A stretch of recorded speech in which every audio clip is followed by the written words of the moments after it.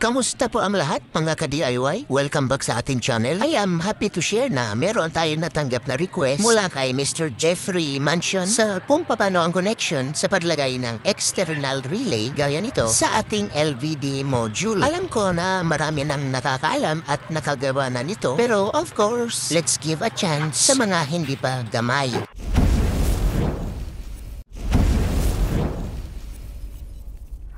So, ito na nga yung ating low voltage disconnect. Madali lang po talaga ito sundan dahil mayroong naka-indicate na volt in. Ito yung manggagaling sa power supply, positive side, at sa kabila naman ang negative. Dito naman banda nakalagay ang volt out. May mark din for negative at positive. Ito naman yung connection na papunta sa gagamitin nating relay.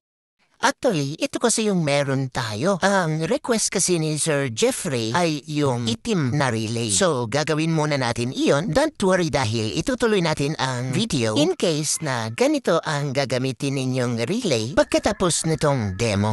Bali po, ang red wire natin represents positive at black for negative. So ngayon, supplyan natin ang LVD ng power from our battery. After which ay isunod naman natin ngayon lagyan ng wire ang output load which is itong relay. Take note na wala pong polarity itong relay kaya kahit baliktad ang positive at negative ay pupwede.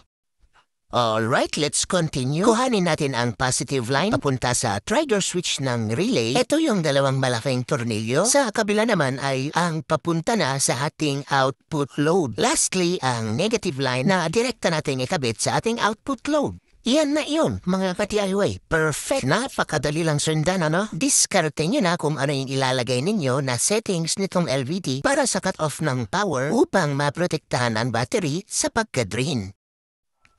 Alright, so balik tayo dito sa ganitong klase naman na relay. Medyo tricky lang ito mga ka-DIY kumpara dito sa isa, pero madali lang din itong sundan. Meron kasi yan color coding para hindi malito at aside from that ay mayroong number na magsilbing guide para sa mga installer. Gaya na lamang nitong number 85 kung saan i-connect ang negative na manggagaling sa battery. Itong 86 naman ang sa positive. So bale itong 30 at 87 ang trigger switch natin.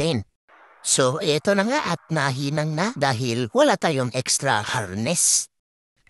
Okay, so iset up na natin para maipakita sa aktual kung paano ito gagana. Sundan nyo lang ang demo kanina kung paano ito i-wirings. I believe na kayang-kaya nyo din ito gawin para sa inyong mga project. So I hope na nakatulong ang video na ito sa inyo mga ka-DIY. Pwede din po kayo mag-request for tutorial at susubukan natin gawin sa abot ng ating makakaya. Thanks for watching. Bye-bye!